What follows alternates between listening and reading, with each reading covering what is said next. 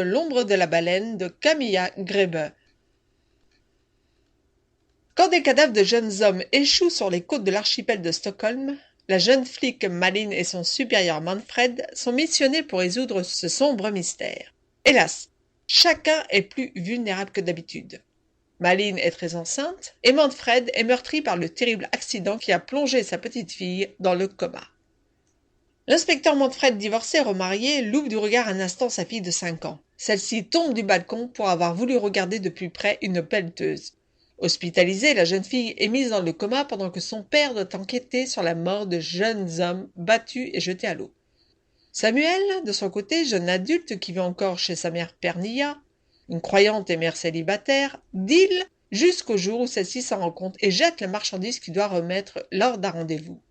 Il faut dire qu'elle est excédée par le comportement de son fils, qui n'arrête pas de faire des actes de délinquance.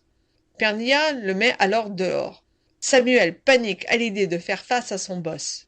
Une descente de police remet tout en cause et il s'enfuit avec un sac rempli d'argent, poursuivi par Igor et ses acolytes. Il trouve refuge chez Rachel, une jeune femme d'une 30aine d'années qui veille sur son fils Jonas, dans le coma suite à un accident. Pernilla, quant à elle, se rapproche d'une de ses collègues de travail qui lui apporte nombre de conseils et la persuade de se défaire de l'emprise de son pasteur, aux mains très tactiles. Mais les apparences sont-elles ce qu'elles paraissent?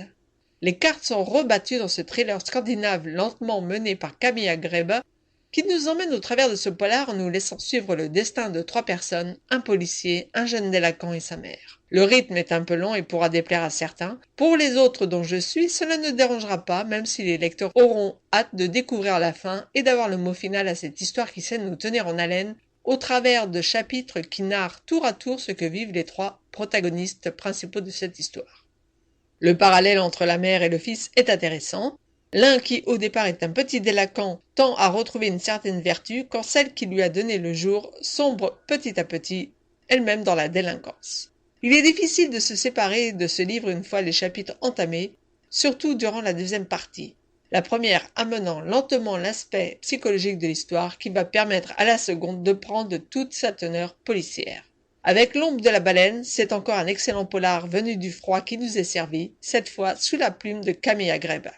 C'est pourquoi j'ai mis à ce livre la note de 4,5 sur 5, une lecture parfaite pour ce printemps ou même cet été sur la plage, que je vous conseille donc. À très bientôt pour une nouvelle critique sur le site audétourdunlivre.com.